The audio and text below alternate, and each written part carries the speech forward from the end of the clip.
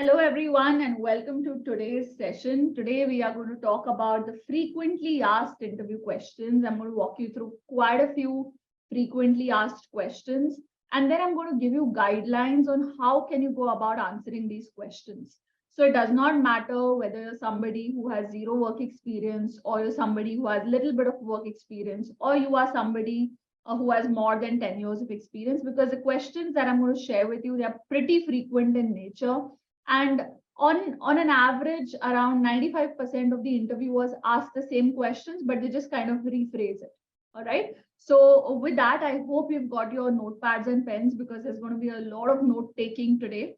So pause this video if you don't have your notepads and pens, and grab one quickly and then resume this video. Awesome. I'm guessing you've done that. So with that, let's start with the very first frequently asked interview question. I think you've already guessed it, what the very first question is. Typically, the first question that they ask you is, tell me something about you. Now, the same question can be phrased in a different way. Sometimes they say, tell me something about yourself. Sometimes they say, why don't you tell me more about you? Or they'll go ahead and tell, how do I know you better? Please go ahead and introduce yourself. The point is the answer remains the same, and the answer is what I'm going to share with you now. All right. So before I get started on this, one thing I want you to note is that let's say your interview has started and you've done the initial greeting. Hello, where are you from, and all of that. Now, if in all the small talk, the interviewer has already taken your name, then you're never ever going to start by saying, hello, my name is so and so, because the interviewer has already taken your name in the small talk. All right. So keep that one thing in mind. Another thing that you should keep in mind is that whenever you meet the interviewer, ensure that when they ask you, how are you, you also ask them, how are they doing? Or you can also take the initiative of asking them, how are they doing? All right. So with that, let's go ahead and start with the very first frequently asked question. Now, the answer to tell me something about you could be divided into these parts. The first part is your background. All right. When I say your background, I mean your work experience and your educational experience. All right. So you can always start with work experience and go in descending chronological order. What that means is the latest will be said first, followed by the second latest, third latest, and so on. Then you move to the education part and you do the same, latest to the oldest. And in education, you don't have to talk a lot. You can just tell your highest degree, or maybe your top two degrees. Like, let's say you've done a bachelor, you've done your master's in something, and then you've done your bachelor's. Just those two are enough. You don't need to come down to your 12th and 10th. If you're somebody who has completed your graduation, then you can just talk about your graduation and the other courses that you're doing to upskill yourself, like this one. So you're actually studying something to upskill yourself, right? Now, another thing that you can do in order to, sound a little different compared to the other candidates is that when you're sharing your work experience and your education, don't just say line by line. For example, I worked as XYZ role in company A, ABC role in company B. You don't want to go that way. You want to pause and give some details about it. So for example, I'll give you one example. So you can say that I'm currently working with eBay, where I'm the partnerships consultant. And over here, my responsibilities include, and just briefly give 2 to 3 lines. Okay. If you have some achievements in the current role that you're doing, please start with the achievements and then move to the responsibilities.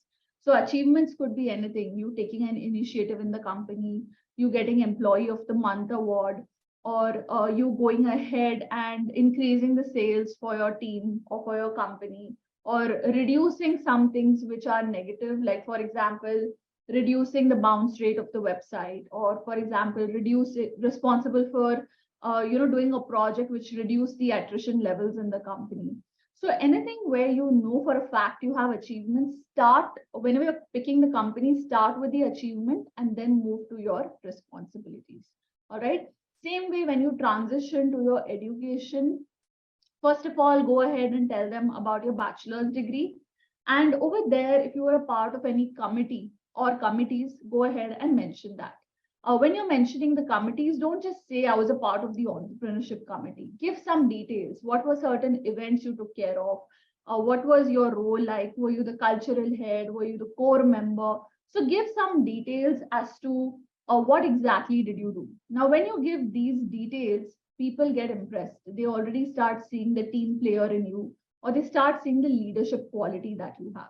All right. So ensure that you just don't keep going one by one. You have to pause, give some details about any work that you've done or any education that you've had.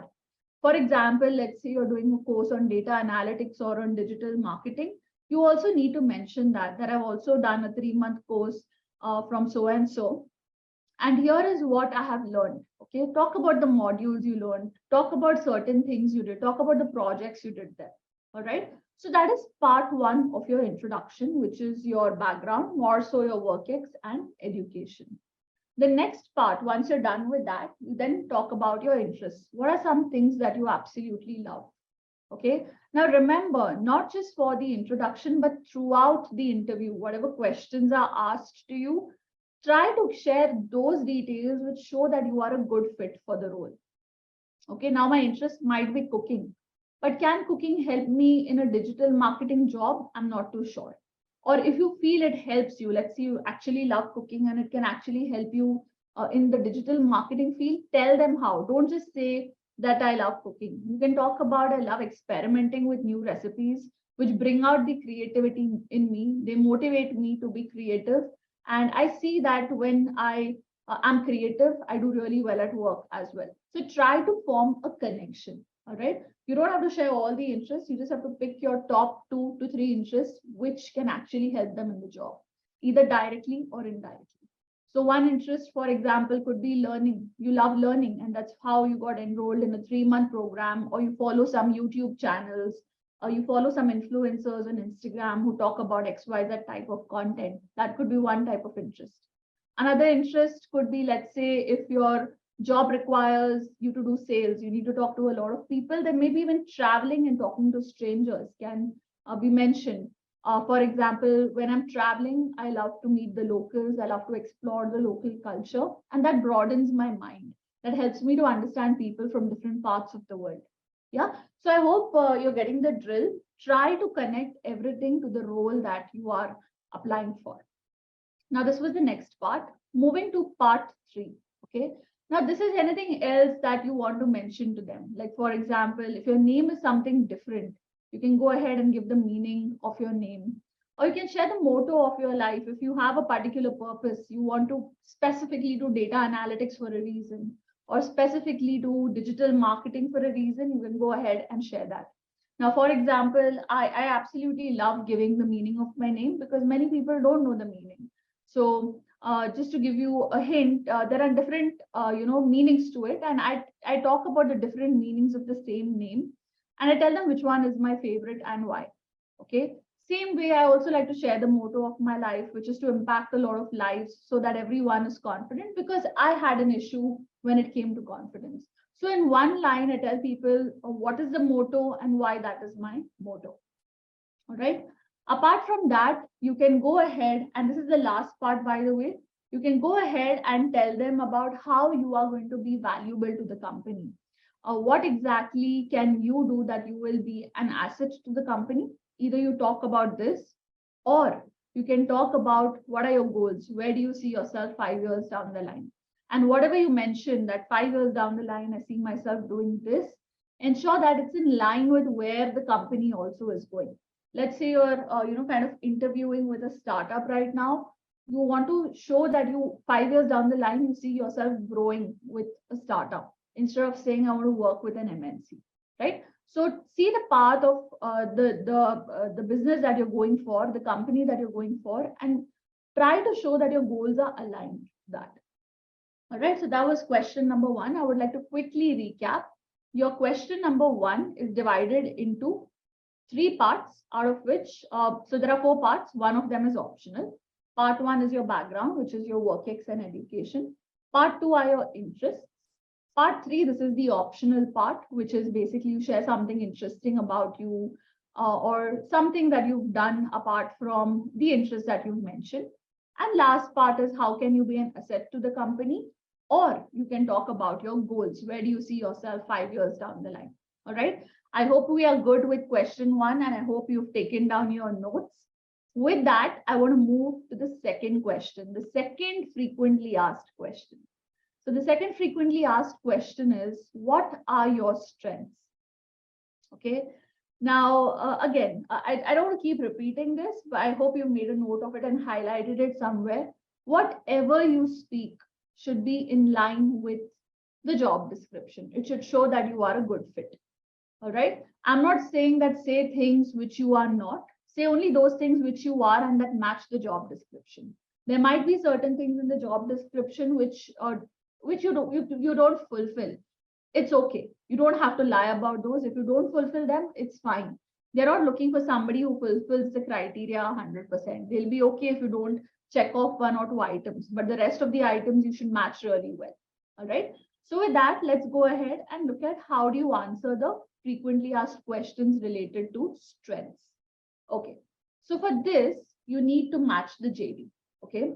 So what you're going to do is you're going to go to the job description and highlight all the keywords that you see there. All right. Next, you're going to ask yourself, how good am I with these things? Let's say they say we're looking for a multitasker. So that's your keyword. Who knows Python? So that's your keyword.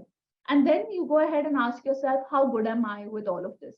In how much time did I learn Python? How did I go about learning it? Ask yourself a lot of questions, and that's where you figure out your strengths. So your strengths, for example, let's say you are very good with learning. You're a quick learner. You can mention that, right?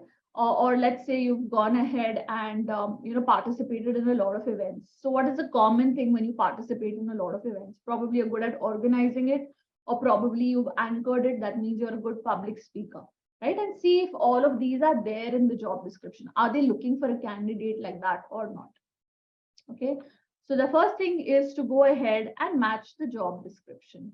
Then after that, what you need to do is take a note of 3 strengths. Okay. Let's say tomorrow I'm interviewing for Amazon. The first thing I'm going to do is go through the job description, highlight the keywords, and then make a note of 3 strengths. Actually, I would make a note of 4 strengths, because sometimes it happens that an interviewer might say, okay, apart from that strength, give me some other strength. So you should always have like a backup. So I'll prepare 4 strengths. Now, once I note down the 4 strengths, for every strength, I'm going to think of an example that proves that this is really my strength. So for example, if I say my strength is I'm a quick learner, then I need to give an example. Probably I learned Python in so and so time. Or let's say I went ahead and mastered Facebook ads, and give me any ad and I can give you a 2x, 3x ROI. And I did this in a span of 3 months. Now that's your strength, right? Where you're saying I'm a quick learner and you're giving an example to prove that you are a quick learner. Apart from that, if you have some instance, like you want to narrate an incident which proves that you have this strength, feel free to do that. Like let's say you say your strength is that you're very reliable. You can talk about a situation in your life where you showed the skill, where you showed the strength and helped people.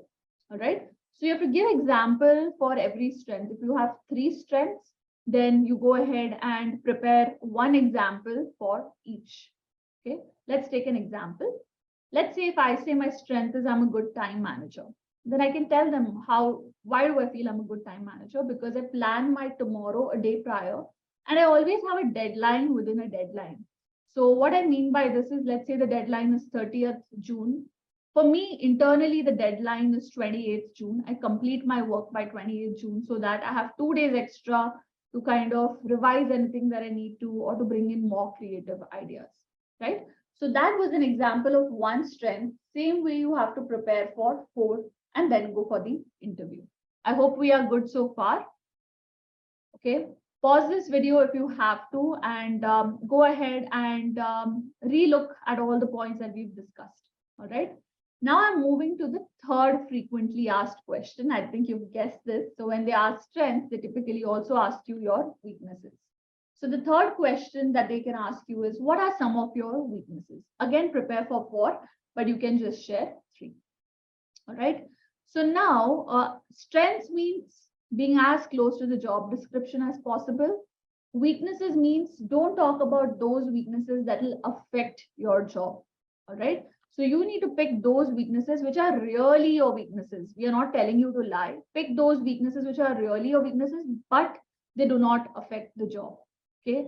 And whenever you are sharing a weakness, always share an improvement plan for that weakness.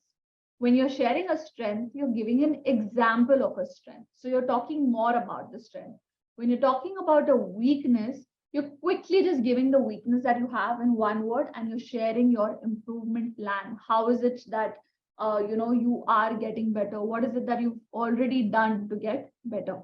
All right. Whenever it comes to weakness, just one word and focus more on the improvement plan. Let's take one example. All right. Let's say the weaknesses, I have stage fright. Okay. Now I continue my sentence by bringing it to the positive. How do I shift it to the positive? By telling about my improvement plan. So it goes like this. I have stage fright, but I'm working on it by taking part in college and family events. Okay. And then you can expand a little upon it. In the last 6 months, I've hosted around 6 events, where I was a sole anchor. Okay, so you can go ahead and share some details throughout your interview. Wherever you can plug in numbers, please do that. Okay. Now, one thing to note here. Now, this weakness would cost you your job if you are in a public relationships field. Okay, if you're in a public relations field, it's going to be it's going to be a bad example, because your weakness needs to be something that does not affect the job. Okay. So let's say if I have a work where I'm doing most of the back end work, I don't really need to talk to people, then this weakness is fine. But if I'm in marketing, if I'm in sales, if I'm in PR, then I cannot talk about this weakness. So the summary to this is, pick the right weakness, no point lying, because they're going to catch you as it is. Be truthful, but pick those weaknesses which do not affect your job. All right. And one more thing I would like to kind of share here is that for every job that you apply to, go through the job description really well and tweak your answers. It's not that today if I write down 4 strengths and 4 weaknesses, for the rest of the interviews that will happen in my life, I'm going to share the same things. No, your answers will keep getting revised based on the job description. Okay. So let's say Amazon has certain keywords, and when I go to a Flipkart, they have certain keywords, and those keywords that they've put, they're actually my strengths. So I'll change my strengths and I'll mention those in the interview. Nothing is like a fixed template where like the templates are fixed, but the answers will change. Nothing is fixed where what answer you give to an Amazon, you'll go ahead and give it to a Myntra, a Flipkart, or any other brand out there. Your answers will change based on the job description. All right. So that was on weaknesses. Again, prepare for and go. And when you go ahead, mention 3 weaknesses, 3 strengths. Don't make the mistake of giving more of strengths and then saying I don't have any weaknesses, or giving more of strengths and just giving 1 weakness. Keep it equal. If you're sharing 3 strengths, ensure you share 3 weaknesses as well. And be very structured in your answer. Many a times I see interviewees getting hassled when they ask this question, and they just keep sharing some random words and their answers are not structured. You need to go point by point. The first strength that comes to my mind is this. And in fact, the other day I did this, and this proves that, and this is how you prove that, this is your strength. Okay. My second strength is this. In fact, the other day, and then you narrate the incident that proves that this is your strength. It can either be an incident or it can be something that you do on a daily basis. Okay. Same way weaknesses. The first weakness that comes to my mind is that I'm this, but I'm working on it by doing this. My second weakness is this, and then you follow the same template. Make it really structured. People should know you finish the first point, you're moving to the second point, and so on. All right. Let's move to the next question. Frequently asked question number 5. Okay, sorry, frequently asked question number 4. Let's move to the next question. Frequently asked question number 4. Where do you see yourself in 5 years from now? Okay. Now, personally, if you ask me, this answer can keep changing. For most of us, in fact, we don't even have clarity on this answer. But yet, interviewers like to ask this question. It might even be possible that they themselves don't have a clarity, on where the business is going to go 5 years from now. Where are they going to be 5 years from now? But still, they like to ask this question because they just want to see, do you think long term or not? Or are you somebody who just lives for today? Okay. Everyone wants somebody who can at least think about their goals. They may not have much clarity, but at least they know the direction in which they want to go, right? So for this answer, my suggestion to you would be to first thing, research the journey of the company, okay, of the company slash the industry. So why am I saying to do that? Because this will help you to plan your answer better. Let's say tomorrow you're going for an interview with, again, Amazon. Go ahead and look at the e-commerce industry. Go ahead and look at Amazon's journey. All right. And when I say journey, I don't mean past. I mean, look at what are their plans. What is their roadmap like for the next 5 years? Go ahead and research on that. Next, what you're going to do is keep the company size in mind. Go ahead and look at how many employees does Amazon have. All right.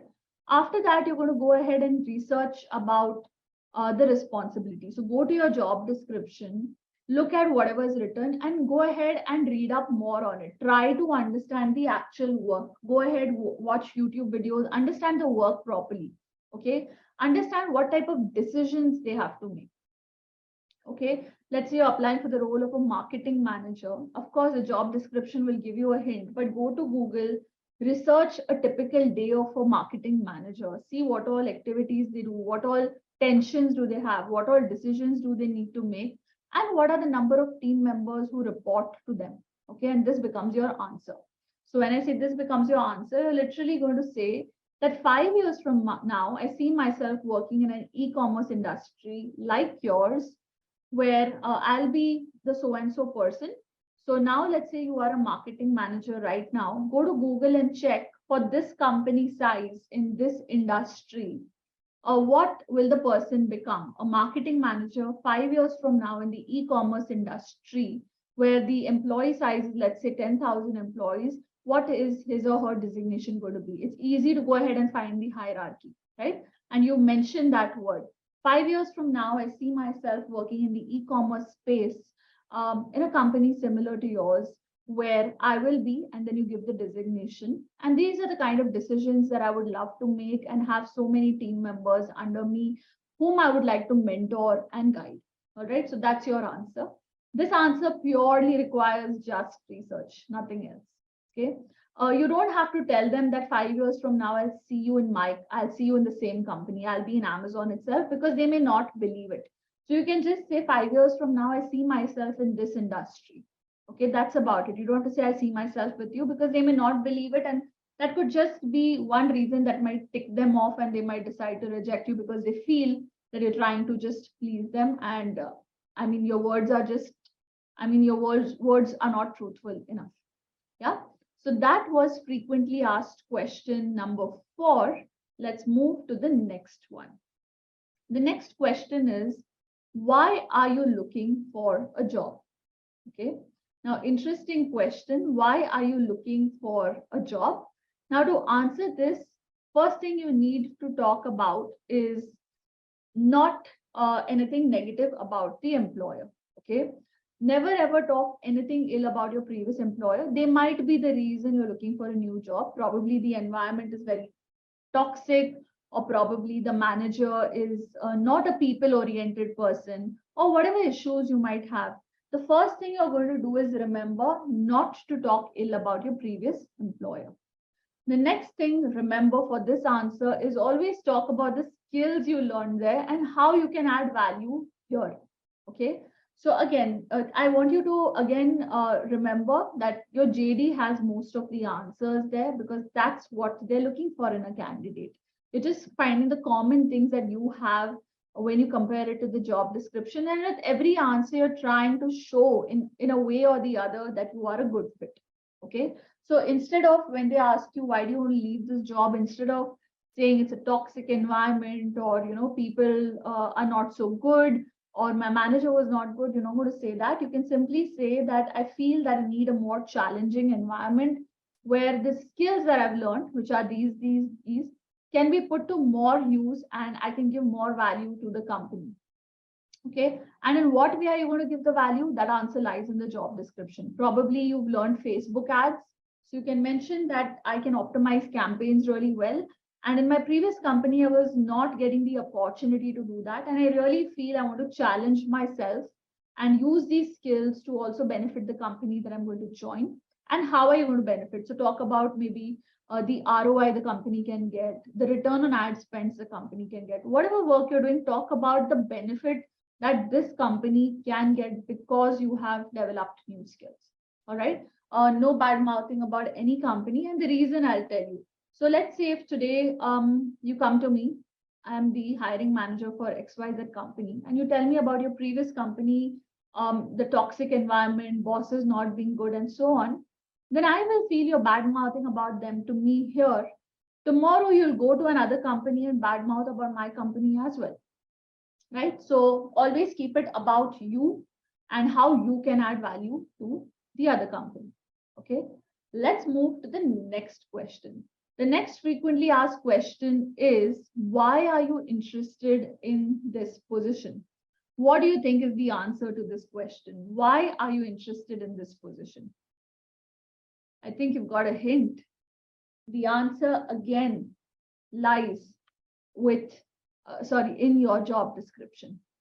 Most of the times in the job description, they go ahead and tell you what is the kind of role you're going to take on, what are the kind of team members you're going to have, how are you going to add value to the company. So read the job description really well, and then try to research the company's pain points. Many a times the pain points are mentioned in the job description in a very subtle manner, where they say we're looking for somebody who can take these decisions. So probably that's their pain point right now. They don't have somebody who can take those kind of decisions, or who can run those kind of campaigns, or who can go ahead and do those kind of jobs, right? So go ahead, look at those pain points and research more on it. Go to Google News, go ahead and check what all news is there about this particular company. Try to understand their pain points and understand how the position helps you to kind of reduce the company's pain. So when you join the company at that position, what all can you do to kind of alleviate their pain? Okay. And then your answer needs to be around all the skills and all the experience that you have that can solve the problem. So you can say that I read the job description really closely, and I noticed that you're looking for somebody who can solve this problem. And in the last 4 years, or in the last 1 year, I've mastered these skills, and I have experience in these things. And I'm confident that I can actually go ahead and take the company from this place to this place. Okay, or take the team from this place to this place. So whatever their pain point is, we're going to mention that pain point and take it from this pain point and bring it over here, basically from place A to place B. All right. Next, you also want to show that how the position and the company culture fit your own career goals and your personality. You can also say, in addition to that, I heard a lot about the company culture and the kind of people that are going to be my team members, and this absolutely aligns with the kind of person I am. So let's say if you're working in a startup, you're interviewing in a startup, you can say, I read a lot about the company culture where we work with a lot of teams. Personally, even I'm that kind of a person who likes to understand the business really well and talk to different departments. And this role also is in line with my career goals, and tell how it's in line. Because when you are in this role, a few years down the line, what you want to become, this role can actually help you to do that. Remember the 5-year goal? We literally did that, right? We went to Google, we searched for the hierarchy, we looked at the responsibilities. That whole thing that you researched comes back here again. All right. So that is your answer for when they ask you the question, why are you interested in this position? Let me quickly recap it for you. The first thing that you're going to do is understand the job description. Look at the pain points that you can make out from the job description. Then you're going to go to Google. You're going to go to Google News and understand the pain points. Understand how you can help to reduce the pain points. And your entire answer is going to be around the skills and the experience that you have that can help them to take from a place A to place B. Apart from that, you can also talk about how the position and the company culture perfectly fit with your career goals and your personality. All right. So that was frequently asked question number 6. I hope you're taking a lot of notes. And apart from those notes, what I would urge you to do is pause this video after every 5 questions and try to answer your own, or try to form answers for the same questions if you were asked these questions. Okay. So how you can do this is that first keep a job description in mind. You may just want to go to LinkedIn jobs or any other job portal out there and look for a job that you're absolutely interested in. All right. Look at the job description really well. Assume you've been called for an interview with them and now you're preparing your answers. So keep the job description open and plan your answers for these questions. In fact, what I would urge you to do is pause this video right now. We've completed 6 questions. Pause this video right now and write your answers, or at least put them in bullet point format for the first 6 questions, keeping one job description in mind. Once you're done with that, you can resume this video. And after every 5 questions, so after question 5, question 10, keep pausing the video and going ahead and planning your answers. This way, you will feel that you've even progressed. It's not that you're just busy taking notes. I don't want you to be somebody who's just consuming information out there. I want you to consume the information and immediately implement it as well, so that the real learning actually comes out. All right. So I would urge you to pause this video and go ahead and finish writing some points that come to your mind for these 6 questions. Great. So with that, let's move on. Let's move to question number 7. Why should we hire you? A very, very interesting question. Just to see whether they basically want to see whether you are matching the requirements. And apart from matching the requirements, they also want to see whether you have understood the role well or not. Okay. They just want to understand whether you are somebody who fits the bill, who understands the role, and who has clarity in his or her mind. So all you need to do is you can say, apart from meeting the requirements stated in the job description, and then you can pick up any, like I'm just giving you some examples. You can just have a look at these. So you can say, apart from these requirements that you've mentioned in the job description, these are also some things I have. I have a sharp learning curve, which can help the company ramp me up quickly. So here you are going ahead and giving some extra things that you have beyond what they have asked. But these things, again, are important to any company. So sharp learning curve. An example of my learning curve, and then you give an example, is my final year project where I worked on a short frame on an entirely new technology. Okay. So when you give these examples, it proves to them that you're better than what they expected, or you're better than what they want in a candidate. And everyone, come on, everyone likes that delight factor, right? Each one of us wants somebody who's smart, who's more than what we've mentioned in the job description. All right. This is another example. Apart from meeting the requirements stated in the job description, I am a strong team player, good leader. And then you give some example that proves that you are this. So I've been leading teams for technical and cultural activity during my college days. In your company, I will be a great team player. So you're showing them how are you going to, this experience that you have, how is it going to help the company? In your company, I will be a great team player within any challenging team and provide leadership when the opportunity arises, right? So that's how you answer, why should we hire you? They're just trying to check, do you have clarity or not? And are you really a good fit or not? And in fact, I won't say good, I would say great fit. Good fit would be somebody who just matches the job requirements. You're trying to show that you are a great fit by telling them, apart from these requirements, I have these things as well. All right. Next question is, what is your biggest failure? Okay. Now, over here, when you're talking about your biggest failure, try not to take a recent failure. Try to share something from long past, something that you made, some mistake, some story from your early years in your career. Okay. So, for example, if you are somebody who has 5 years experience now, you can pick something in your first year of job. If you're somebody who's a fresher, you can pick something from your college days, but not recent, maybe 3-4 years back. If you're somebody who has done an internship, you can talk about an internship mistake that you made, but what do I call? But don't put too much negative energy into saying how bad it went. Okay, you're never ever going to give too much description about how bad the situation was. Okay. Next, you may also want to define what failure means to you, because to different people it means different things. Now, personally, when people ask me about failure, I always tell them I feel failure is just a part of success. Okay, so till I don't fail, how can I succeed?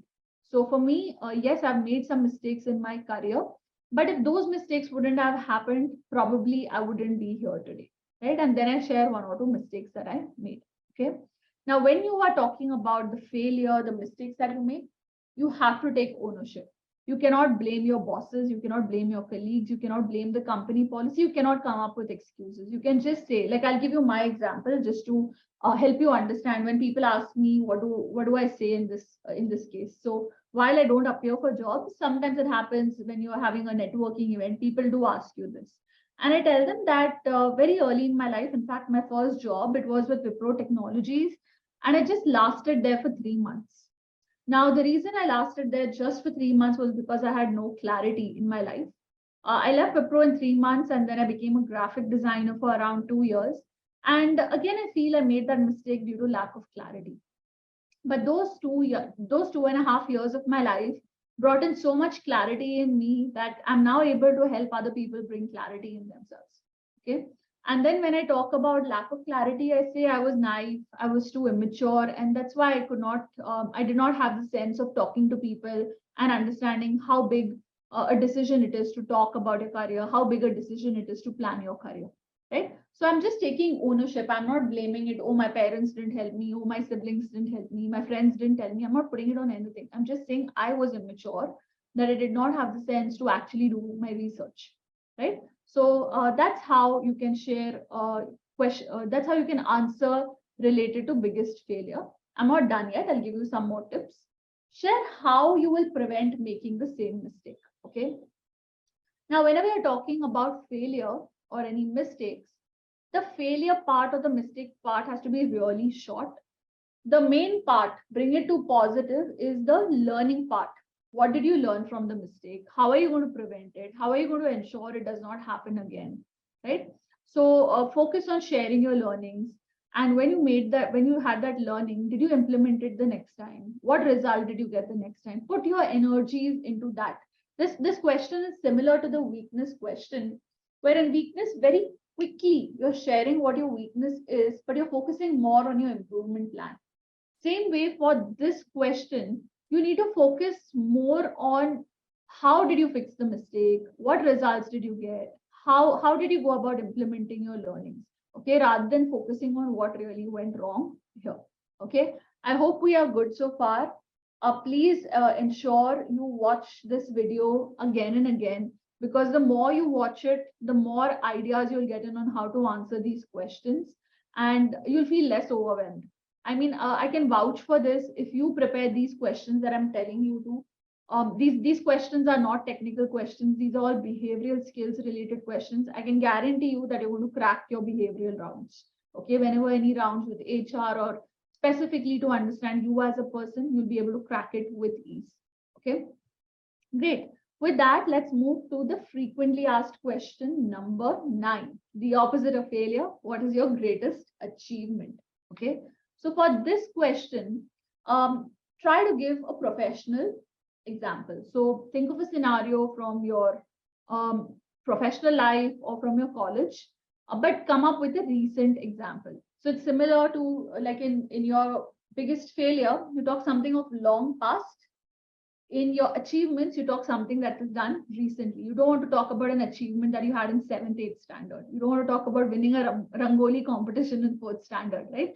You want to talk about a situation that happened recently, a scenario that happened recently, preferably in your professional life. Even if you've done an internship, try to pick something from there. Or if you don't have something from there, maybe the last year of your college, all right? And then you have to talk about what challenge did you encounter. Okay, so when you're sharing your achievement, an achievement is not an achievement till you don't tell what challenge did you encounter and how did you go about turning things around. What did you do? What were the action steps you took in order to turn the things around, right? Talk about the things that changed for the better once you did the action, once you took the action that you were taking, all right? So that's how you talk about your greatest achievement. So I'll give you one example. So this was done for one of the companies. In one of the companies that I was a part of, there was a lot of wastage of paper. People used to take printouts like crazy, and then they used to go ahead and make some changes and take reprintouts. And then later on, we got to know about this software that could help you to edit PDFs, because many a times you don't have the Word file to edit, right? So we came across this software that could edit PDFs, and then we went ahead and took a lot less printouts. Okay, so this way what happened was people were first taking printouts, marking it, then typing the answer again, and then reprinting it. We avoided all of that. We directly saw a software which helped us to kind of edit PDFs and then print. And this I'm talking really long back. Today it's very common, but back then it wasn't that common, right? So this helped the company save a lot of paper. On an average, around 40 papers were saved per day. And that turned things for the better because people were also saving a lot of time. All right. So you can share this example. I mean, you don't have to share this example. I'm just giving you this example. You need to think of some achievement that you have had. Okay. Try to keep a professional experience. Try to give a professional achievement. But let's say you're not able to come up with a professional one, then you can give something related to projects, working in teams in college, and so on. Or it could be something related to social service, like let's say COVID times. You were a great volunteer, you helped people in some way, and that brought about a change. You can give that example as well, where you're working in a social environment. All right. Moving to the next question, frequently asked question number 10. Why do you want to leave your job? Okay. Now, for this question, again, never ever badmouth people.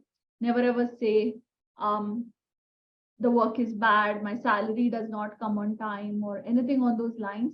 You're just going to keep you're just going to keep a very positive tone. Okay. So instead of saying, "Oh, I didn't enjoy my work there," you can say something like, "I want to leave that job because I'm looking for a role where I can demonstrate my skills better." And be specific about what kind of skills. Where I can demonstrate my leadership skills better, where I can demonstrate my designing skills, my funnel building skills better. All right. And then whatever you mention over here, these skills, they need to align with the company's goals. Okay. If your goal of leaving a job is to demonstrate your skills, this goal needs to align with the company's goals. Okay.